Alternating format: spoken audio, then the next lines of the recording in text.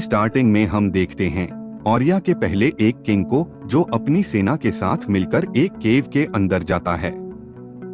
Basically वो केव था dragon का और किंग और उनकी सेना उसी ड्रैगन का पीछा करते हुए केव तक पहुंचते हैं।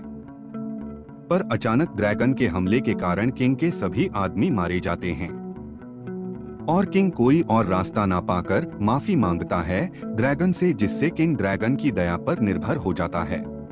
नेक्स्ट सीन में हम देखते हैं इलोडी को, वो जहां पर रहती है वहां के हालात कुछ ठीक नहीं हैं।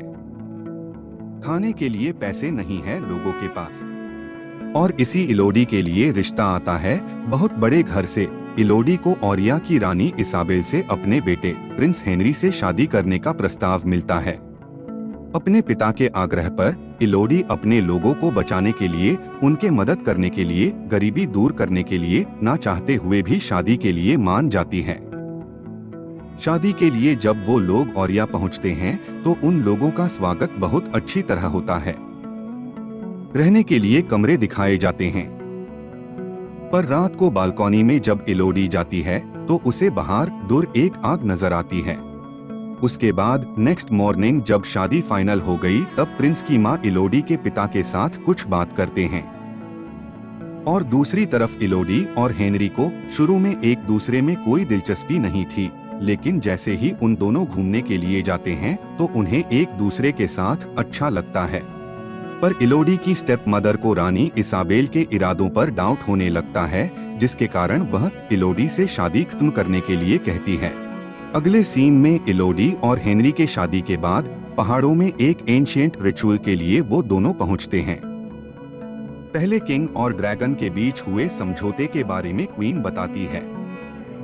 किस तरह से किंग और ड्रैगन के बीच शांति सुनिश्चित करने के लिए अपनी तीनों बेटियों का बलिदान देना पड़ा, ये क्वीन कहती है, जिसके कारण ड्रैगन ने कभी भी हमला नहीं किया। उस दिन के बाद से ये रिचुअल किया जाता है। रिचुअल के समय क्वीन दोनों के हथेलियां काट देती है और दोनों के हाथ एक साथ मिला देती है।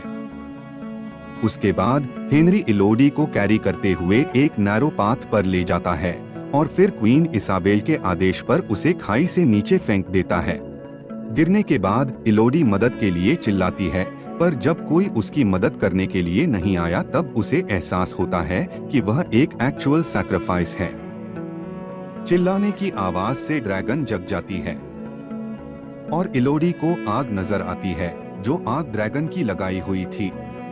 आग देखकर इलोडी डर जाती है, भागने की कोशिश करती है, पर तब ही ड्रैगन की आवाज आती है। कॉन्वर्सेशन से पता चलता है कि समझौते की वजह से इलोडी यहीं पर है और इलोडी की मौत निश्चित है। ये सुनकर इलोडी फिर से भागने की कोशिश करती है।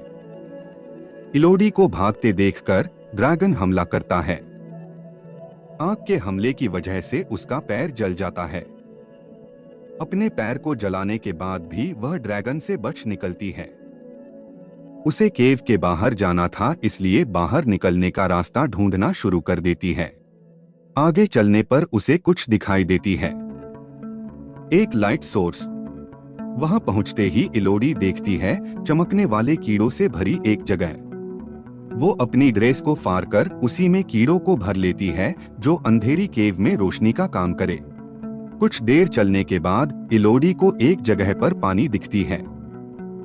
पानी पीने ही वाली थी तभी ऊपर से ड्रैगन आता है और उसके ऊपर हमला कर देता है। हमले से बचने के लिए फिर से वो भाग जाती है। भागते हुए इलोडी एक और छोटे केव के अंदर पहुंचती है और इसी छोटे से केव में और भी लड़कियों के नाम और दीवार पर एक मैप भी देखती है। वो समझ जाती है बलिदान के लिए इन लड़कियों को फेंका गया है। उसके बाद इलोडी थक कर सो जाती है, पर जगने पर देखती है वो ही चमकने वाले कीड़े उसके घाव के ऊपर बैठा हुआ है और उन कीड़ों ने ही उसके पैर की जलन को ठीक कर देते हैं। घाव ठीक होने के बाद इलोडी मैप फॉलो करते हुए नुकीले चीजों से भरे रास्ते पर पहुंचती है और ऊपर चढ़ने लगती है। आखिर में उसे बाहर जाने के लिए रास्ता मिल जाता है। जगह इतनी ऊपर थी कि नीचे उतरने का कोई रास्ता भी नहीं था। और इतने में ही ड्रैगन उसके सामने आ जाता है। अचानक केव के अंदर से इलोडी को उसके पिता की आवाज सुनाई देती है। उसे बचाने के लिए उसके पिता और कुछ लोग आते हैं। आवाज सुनकर ड्रैगन भी नीचे चला जाता है। इलोडी भी अपने पिता के तरफ जाने के लिए ऊपर से नीचे आती है और रास्ते में उसे सोना और 3 टूटे हुए ड्रैगन के अंडे भी नजर आती हैं। ये 3 अंडे उसी ड्रैगन के बच्चे थे।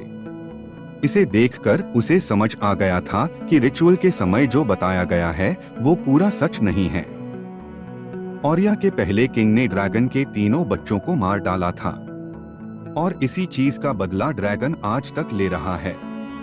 उसके बाद इलोडी के पिता के साथ ड्रैगन की बातचीत दिखाई गई है। उसके पिता उसे बाहर आने से मना करते हैं और इसी बात पर ड्रैगन इलोडी के पिता को मार देता है।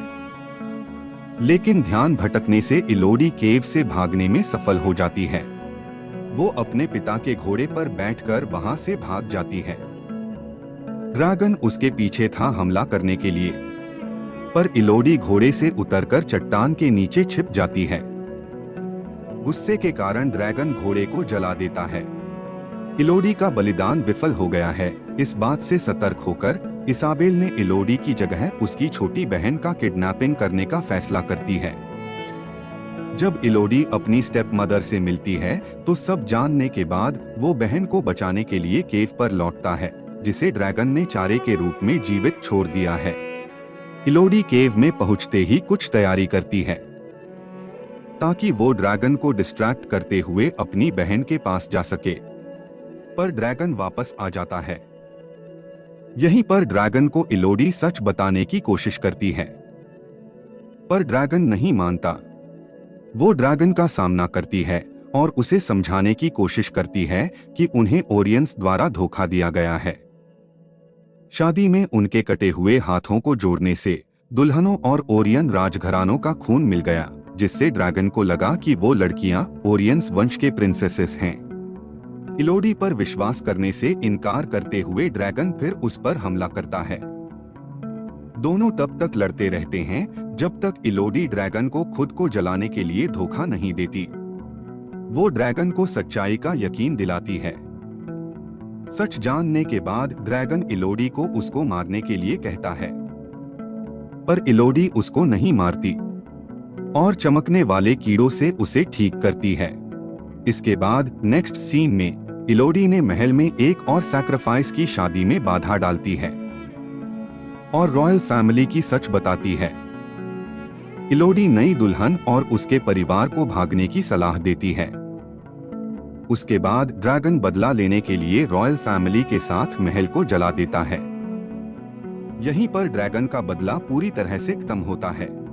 कुछ दिनों बाद लेडी बेफोर्ड, फ्लोरिया और इलोडी उसी ड्रैगन के साथ अपने राज्य में वापस जाने के लिए रवाना होते हैं और यहीं पर ही ये कहानी खत्म होती है।